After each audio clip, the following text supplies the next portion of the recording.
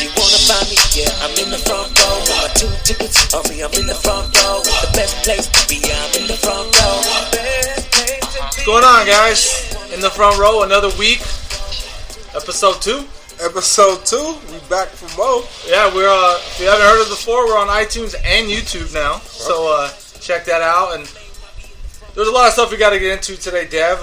By the way, Dev and Chris here. So we got this whole. I guess it just keeps getting deeper with this Mayweather McGregor. Videos come out, things are said, training camp stories leak. We're gonna get into that. We gotta get into the Rams and how Jared Goff's looking, Cutler's debut, the drama with Ezekiel Elliott, and we gotta finish up on our red hot Dodgers. But first, let's get into some boxing. Let's do it. So it started out with this whole Paulie Malignaggi. Said he's Italian like me. Paulie Malignaggi came out, and then he's just talking all this trash about what he boxed McGregor, and immediately I was skeptical at first because right away he came out with excuses like. Where are the excuses coming from? Like, what are you talking about? He was like, they tried to set me up. They had Dana White there. They had Fertitta there. They had all these guys. They made me fly all the way across the country. He's like, they drove me right to the boxing ring. And there's a crowd there. I think they tried to set me up. Well, you know, that is kind of true, though. So, if you guys have been living under a rock or you just choose not to follow boxing at all, there was a 10-second video leak. Yeah, so that's what I was saying. Like, what is and you see Conor landing one shot cleanly, which was his straight left, which didn't even faze Malignaggi. I don't know why people were so amazed that he landed a straight left. And then that clip is about 5 seconds long, and then another clip looks like it was kind of sliced together, right? And that one it's a couple sporadic hits that don't really land clean, and Malignaggi falls, but Malignaggi says it's a trip. So if you look at the video, you can kind of see what he's saying, but then it doesn't actually look like a trip either. But the hits looked illegal. They're in the back of his head anyway. So, but look, there's a lot of backstory that Conor McGregor's camp failed to mention about that whole sparring session. First of all, Malignaggi signed up to be his sparring partner. So when he came in the camp, I'm going to spar with you. When you spar with somebody, you only go a few rounds, 4 to 6 rounds. Set him up for 12. So, the first time they did it 4 to 6 rounds, right? And it was fine. So, and then he comes back, I guess, a couple days later. They didn't need him. So, bear in mind, though, Malignaggi's retired. He's a sideline or announcer for Showtime Boxing. So, he calls all the games on the broadcast. So, he flies out to another state or country, wherever the fight was at that he went to.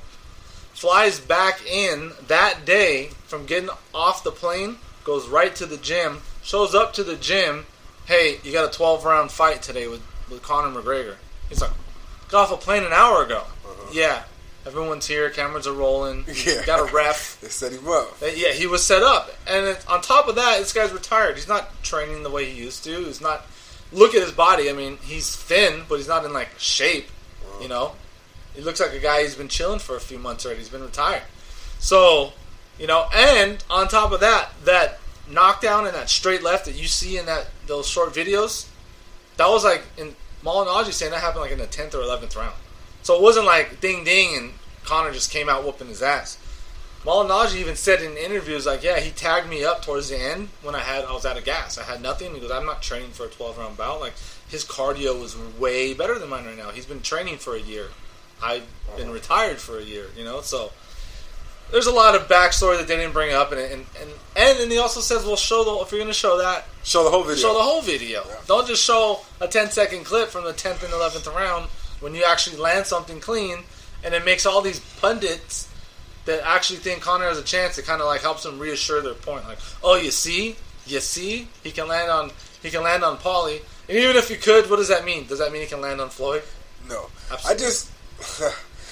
For one, I'm so glad this fight is next Saturday because we can finally, all this talking, all this, what's going to happen is going to be done. Next week, it's done. Yeah. And I also think I'm just tired of, at first, Paulie, it was entertaining when he first came out the first days talking. And at this point, I don't want to hear from Paulie no more. Like, I'm cool, Paulie, be quiet. Like, I don't care what happened in this sparring session.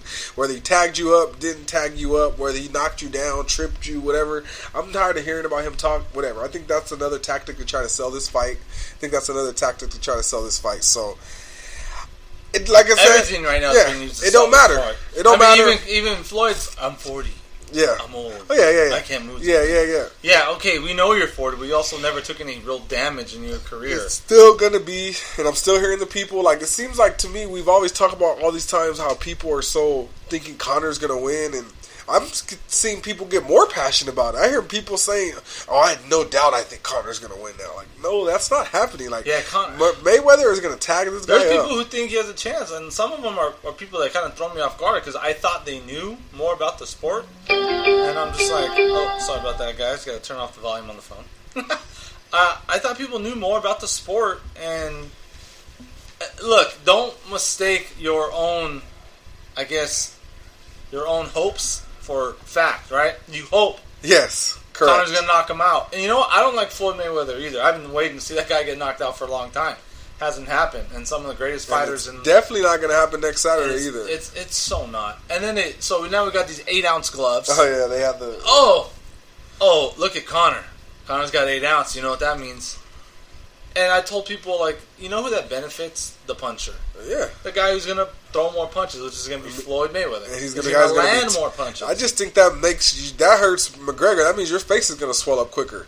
That means you're probably going to get cut quicker. And you know what? Sugar Shane Mosley was on, I don't want to say the name of a rivalry show, but he was on a show today, a sports show, saying that, you know, putting MMA to boxing just because they're both combat sports, that's like comparing a sprinter to a long-distance runner. You know, you're not going to have a long-distance runner sprint in a race with a sprinter. You're not going to have a sprinter run a long distance against a long-distance runner. Correct. I was like, hey, Mosley, that's straight up my analogy I've been using.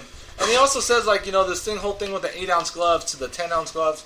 He goes, people think, like, the gloves are for the other puncher's head. He goes, it's for their hand. Like, that's why we use gloves, to protect our hands. Like, because when boxing first started, we didn't have gloves.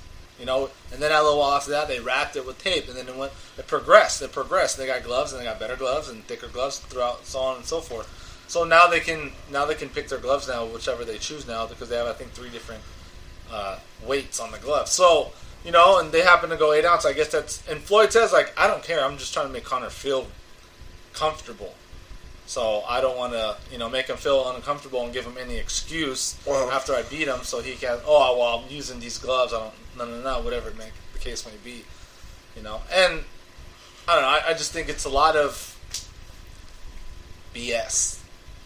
I just think, but when I get worried with the 8 ounces is, you know, Mayweather, he's had hand problems in his. He has, but he's had hand problems. So I just think, what if he's going to be punching Conor so much? What if he literally breaks his hand on Conor's head? Yeah, he has had hand problems before. That's very true. That's a very real concern. But, you know, thankfully, we had one of our own InTheFrontRow.com hosts that talked to Floyd Mayweather yesterday evening in a conference call, and he explained the whole situation on why I think, getting the answers from him on what he said, I think those small gloves and worrying about his hands and how they're going to feel, it's not going to bug him so much because I think he's really going to let it loose, and we're gonna bring her on in just a second. So, but that's what I mean by that. We bring her, but that's what I mean by that. I think those smaller gloves is going to literally be. What if he literally breaks his hand hitting Conor so much? Is how I feel. Like, well, yeah, that's a concern. Like, I can legit see that because I think this might be a fight where he might want to punch someone more than he's ever punched. Well, yeah, he's going to see the openings. He's going to use his hand more. So I think that might open him up to possible. More I think injury. Floyd's going to let him fly. And I agree, and that's why I think he's going to let him hands fly, and it's possible he can get hurt again. I feel with his hand, literally breaking his hand. I'm only worried about that for Floyd if he's planning on moving on in the future. If this happens to be his last fight, it doesn't matter. It doesn't matter. Okay. So. But we're going to find that out in just a second because we're going to bring on Shereen Rayan. All right, guys. Coming on now is the host of, one of the other hosts for InTheFrontRow.com. She's the boss. She's the boss of all the first lady. She's the first lady. Shereen Rayan. Shereen, say I'm the leader hello. of the pack. The leader of the pack, yep. That's it. So, Shereen, I kind of let everybody know a second ago that you were at the, not at the, but you were on the phone yesterday with Floyd Mayweather on a conference call for, I guess, a media conference call. So, what's the vibe you got from Floyd Mayweather after actually getting to talk to him for the first time? I have to tell you, I was impressed with wife beating aside, I was impressed with Floyd. His answers were thorough. He started and ended the call profusely thanking all the media, all the bloggers, MGM, his promoters, everybody. He was very appreciative. I appreciate you. So, I mean, that, I think the first media call I've ever been on that somebody's done that, so I was impressed with that. He also talked a lot about this was his last fight, that he promised his kids this was his last fight. He talked about his kids a lot. He talked about him doing this for them. They're all going to college. I have a lot of property, and my kids will all be set. So this is this is what I want to do. He talked about how there was some fight that Conor McGregor had filmed, and with Paulie Malignaggi. Yeah, and he said that there was a lot of legal hits. So if that's what Conor McGregor's going to do, he's not going to work.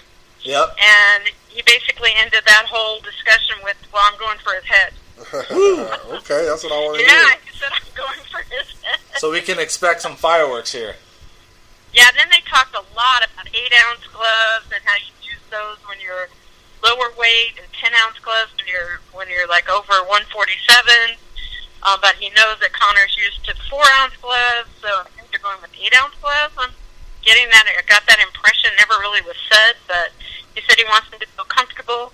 Yeah. And then people were talking about, what do you think the fans are going to be like? He goes, he's going to have his fans. I'm going to have my fans. And it's just going to be exciting. That's all I'm looking for here is exciting boxing.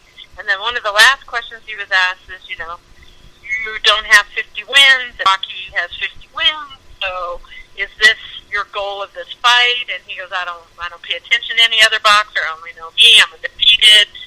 49 wins, I believe. He's 49-0. Yeah, 49-0, going for 50.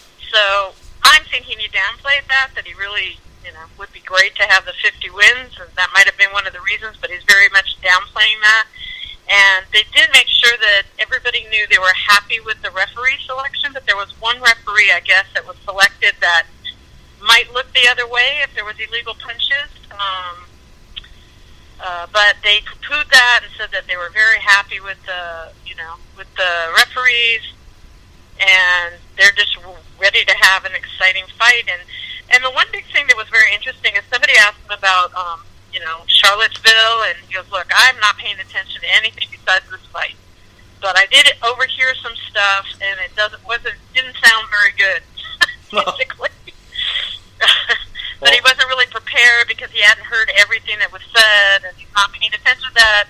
His whole emphasis is on the fight. Shereen, let me ask you. I want to know. A lot of people are saying that they don't think. I've heard some people say they don't really know, but they think he's not really training hard as he should be for this fight. Do you get the sense after that conference call that this is something his utmost focus is there, and he's training hard as ever, and he's really taking this fight really seriously?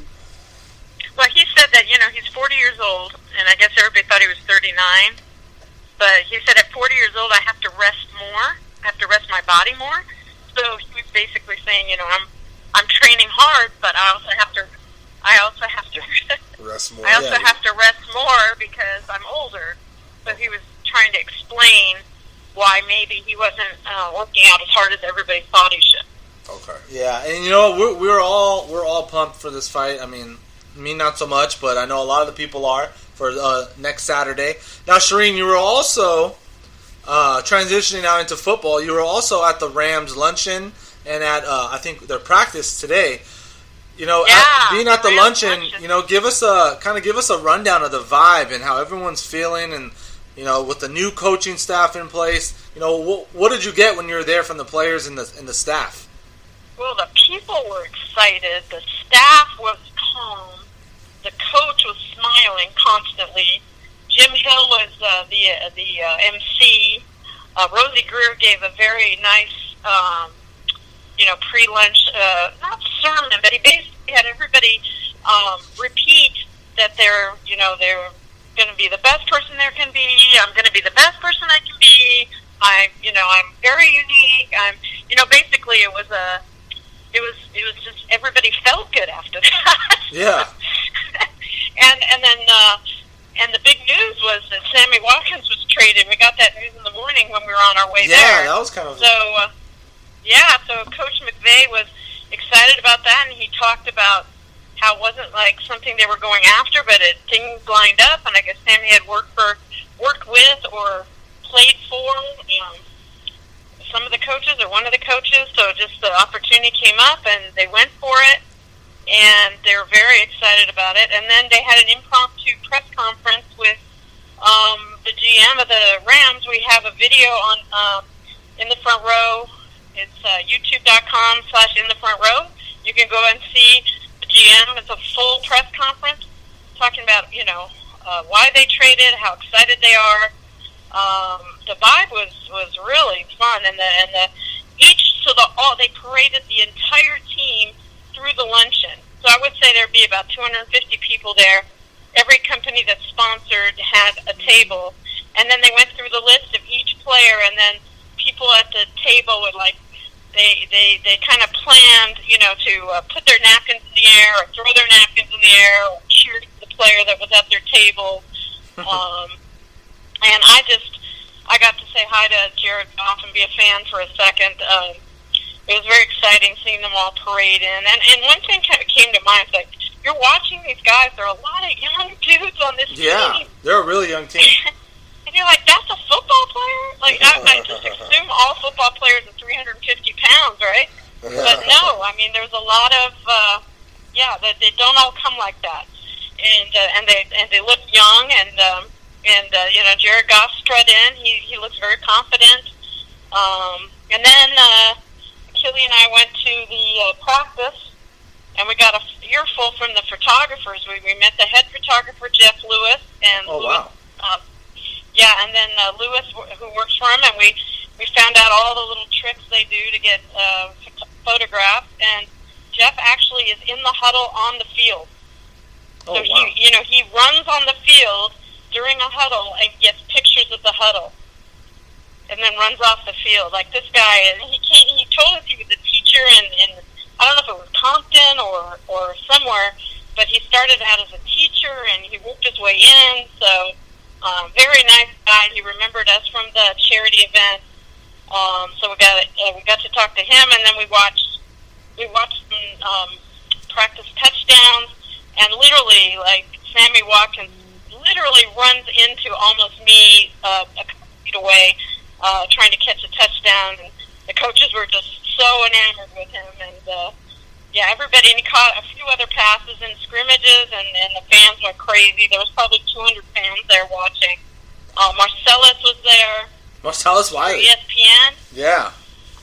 And Todd Gurley was the guest, so we were like feet away listening to them do their ESPN radio show, and they had a lot of laughs. And I think one of the questions was, do you talk to other running backs, and do they give you advice, and blah, blah, blah, blah. And so Todd Gurley's basically, I don't talk to other running backs. I'm the running back. That's right. They talk to me. I don't go talking to them. That's right. So, I mean, it was a very funny thing, and we were laughing pretty hard, and so that was fun. So, we were pretty close to everything, and the players are excited. The coaches are excited. I didn't see anybody hanging their head. Everybody was giving it their all. And they won, right? They beat the Dallas. Yeah, beat the Cowboys last weekend. Shereen, what's the vibe of the fans? Are the fans really thinking that this is going to be a good season, or are they being realistic, thinking they're still rebuilding, or what's the vibe of the fans out there at the practice? The fans are super excited. But they talk about, this has to happen and that has to happen. But I think the addition of Sammy Watkins is definitely something that got everyone excited. Like, we have a shot now. Now, when you watch the quarterbacks, and Achille will test to this. Like, there were some things that Jared Goff did that we kind of looked at each other and said, "Oh, this kid's got some work to do." But then he had some brilliant passes, and when he ran for 20 yards at one point.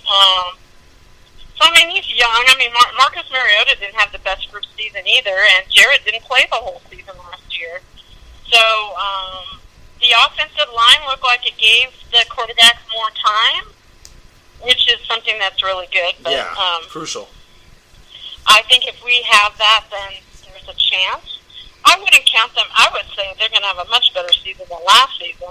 I think the coach has gotten them into the mode where he can relate. He's only 32, 33, something like that. Yeah. So they relate to him, and he's got this whole we thing. Like, it's all about we and not me. And he stressed that, this is a team thing. We're a team. It's not about... And he's calling the plays from the sideline, so he's not up in the booth calling the plays. So, he's got to communicate that to the quarterback, and he said that's the thing that they're working on more than anything else. Well, that's great. And Shereen, I want to thank you for all this insight. That was fantastic. We've got a lot to digest there and a lot to get into with all that you just gave us. So, Shereen, I want to thank you for stopping by, and we'll have you on again pretty soon. Okay, you're welcome. All right, that was Shereen Rayan, guys. In the front row LA on Twitter and Instagram. We have the whole Rams. You can catch it right now. The whole Rams practice. Achille documented the entire thing where we went. So if you follow us on Instagram, you can see the whole thing. Shereen, where can they find your personal on Twitter for your insights? I'm at Sports Crazy with 2 E's on Twitter and Instagram. You can find me there. And Shereen Rayan on Snapchat. I don't do anything too racy, but on Snapchat, I do a lot of sports. Like when I was at the Drew, I did a lot.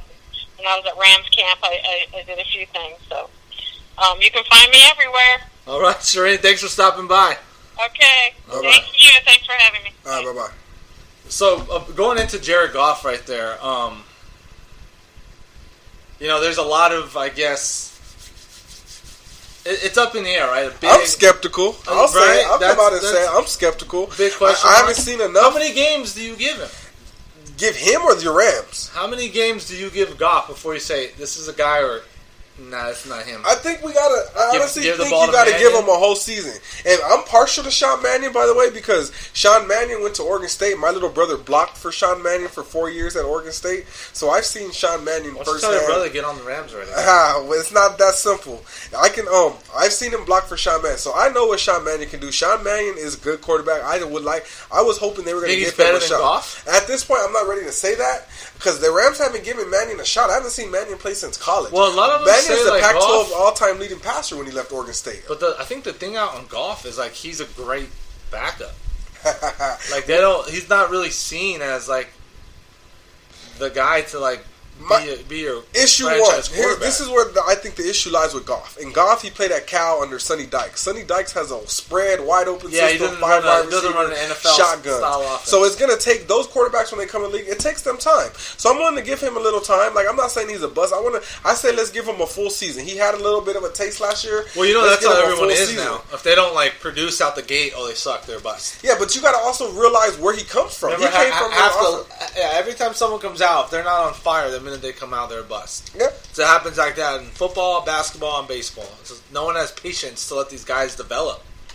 Well, I think they need to give him time. Well, I say last year they gave him a little taste.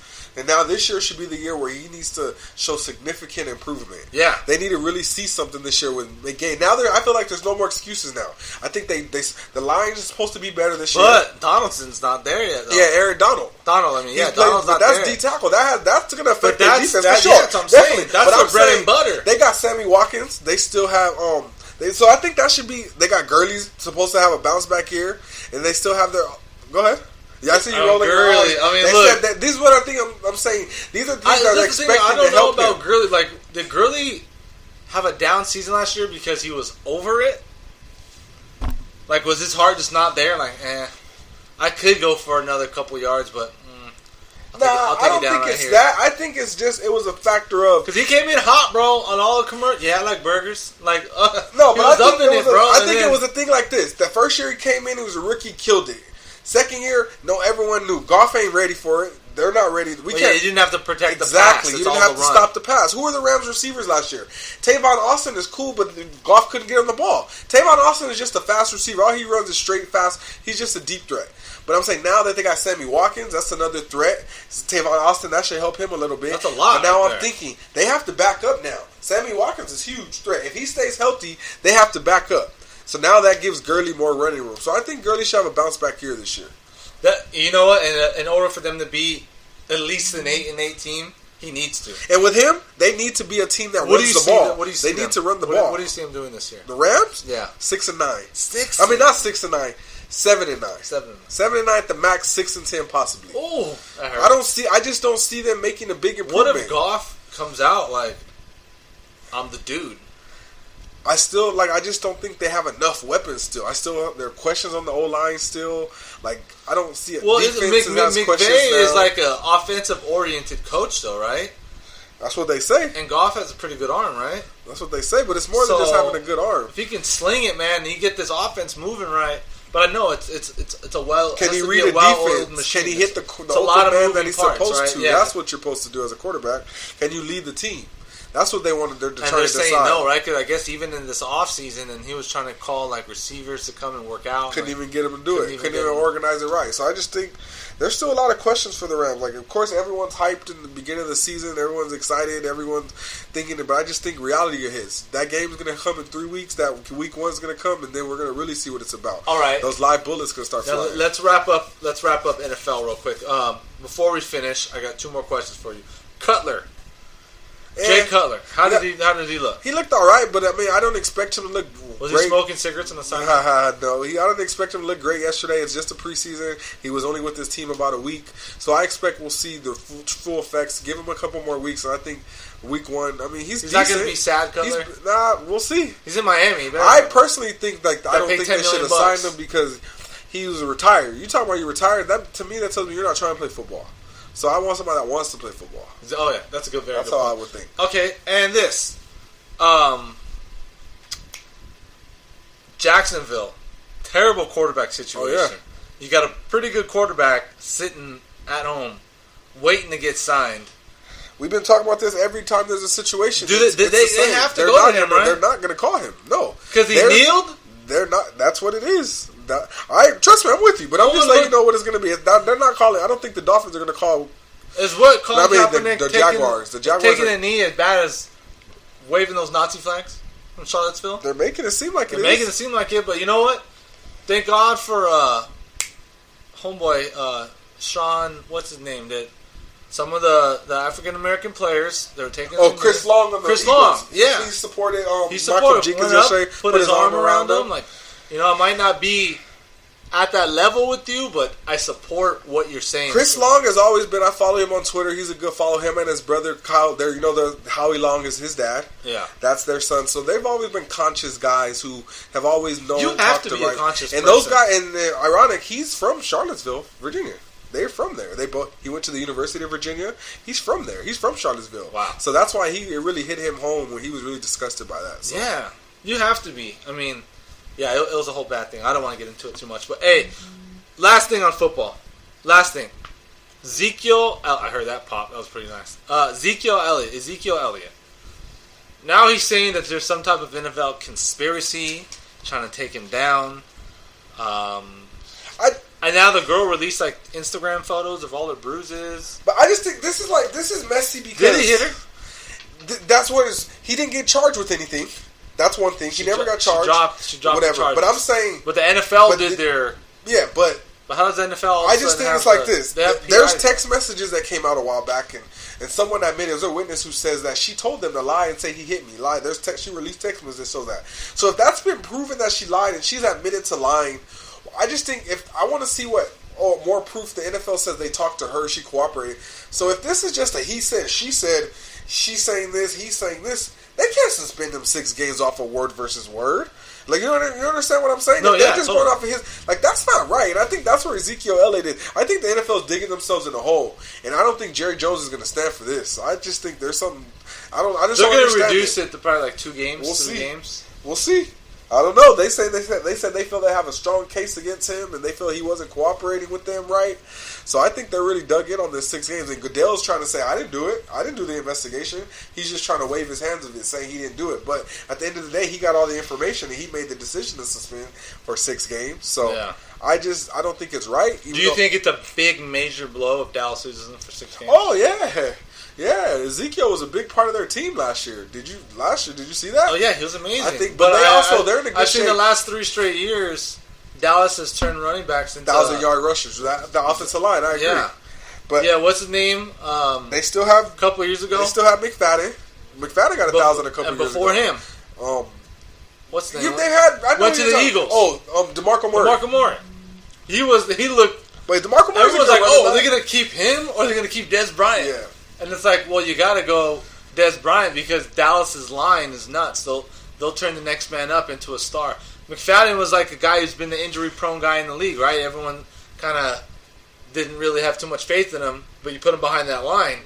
Yeah, they still got Darren Turned into an McFadden. all-star, They signed Ronnie Hill. Now, I'm not saying Ezekiel Elliott's like those guys because he's clearly superior to them, talent-wise, strength, everything when it comes to this guy.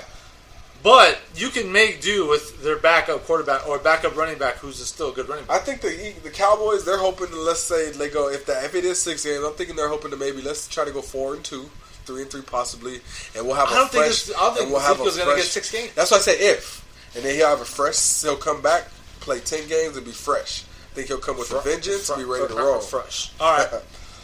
Before we go, can we get into your Dodgers again real quick? Yeah. I want to talk about how your boy Agon's coming off the DL today. He did. He's supposed to be starting today. I'm actually going to look I just up wanted to. what his We numbers talked are. about how bad I felt like it was a terrible idea to just insert him back. So we got marked. Today is August the 18th. We got to see the day he came off the DL. I want to see how things go. They're winning right now. I know that. They're kicking ass earlier, but I don't know if you saw a couple nights ago, and I'm just falling in love with this guy because for a while I was kind of over him. Sick of his antics, whatever may have you. Yasiel Puig Yep. coming through big again. Dodgers are about to win it. They're up 8-5 in the bottom of the ninth. Came up big the other night with a game-winning 2-run double in the bottom of the ninth at Dodger Stadium. And you know it's badass, dude. He closes out his post-game interview with, "I'll see you at the World Series." See you at the World Series. I know the Dodgers right now don't like talking about their success and all that, but they're conscious of how good they've been playing, how they're rolling, and they know it. And that's cool that we can point that out and be like, you know what, we know what's up, we know what we're doing right now. So, let me see. Adrian Gonzalez tonight went 1 for 4. So Bellinger played in left. He doesn't hit well when he plays left, and tonight it kind of proved he went 0 for 3. That's what I'm trying to say. But I didn't see his at bats, so he could have had 3 lineouts, or it just depends. He could have hit a couple balls, and guys made great plays on him. I think this is a bad idea, and I'm going to stand by that, and I'm going to stand by. I think the Dodgers might go on a little slump now, or Bellinger might go into something moving him. You can't move the guy who's possibly going to win the MVP. He's not setting the world on fire with batting average, right? He hit 275, which is pretty good, but it's not like he's Justin Turner batting 350 on the season, So as long as he's gonna be fine, and he's gonna take his licks anyway, man. He's a rookie, but you're gonna. It's like at the end of the day, like who are you gonna want out there when the playoffs start? Jock Peterson or Adrian Gonzalez? You can move Taylor to center. Yeah, you're gonna lose a little bit on defense, but Taylor could get better at outfield. I mean, that's what all you got to do. And Taylor's raking. You got to leave Taylor in there. You want to leave Bellinger in there, and if Gonzalez is going to give you better at bats than Peterson, then you got to do it. Correct. So, I don't think there's too much. I don't know, but we'll see. I mean, you still got about a month, so we'll see. We'll see what's up. We got some time. Postseason coming, fast approaching, and so is the NBA preseason. Oh, the NBA's coming 2 months away. So lately cannot wait for that. And this Saturday is a pretty good fight for all you boxing fans out there. Terrence Crawford versus Ndongo. That's going to be a really, really good fight. So it's on ESPN. Watch it. Terrence Crawford's an amazing talent, one of the best boxers out there. They're going to unify the belt. One of them's going to have all One of four them's gonna belts have for all the first four belts, time. That's yeah. happened in a long time. Yeah, so at the it should be a 140 good pound fight. limit, it's going to be a really good fight. It's going to be in his home, Terrence Crawford's hometown of Nebraska, where guy needs to get out. Like him and Deontay Wilder need to freaking leave their hometown because Deontay wants to only fight in Alabama, and he only wants to fight in Nebraska. Like, come on, man. There's more money to be made out here, bro. Yeah, and plus for marketing purposes, like get to a place where you can sell out a 50,000 seat arena. Like Triple G could do it, and he's from another country. You could do it. And Deontay Wilder is an American champion who's been knocking out. He's like 38-0 with 37 knockouts. So, that's the guy you want to see because at the very least you're going to see a knockout, right? So. But, all right, guys, I think that's good for our show today. In the Front Row podcast, InTheFrontRow.com. Yes, InTheFrontRow.com. On iTunes, on YouTube. We're kicking ass, taking names. We're getting ready for big things happening. Football's coming. We'll be covering the Rams for you all season long, being at the practices, talking to these guys. We're going to get you the inside scoops. And then before you know it, Lakers will be here again. Lakers, baby. We're going to be there. I'm going to talk to Magic. I'm just going to go right up to him. Let's do it. And he's going to smile at me, you think? He gives everyone else a big smile. Hoping he gives me one.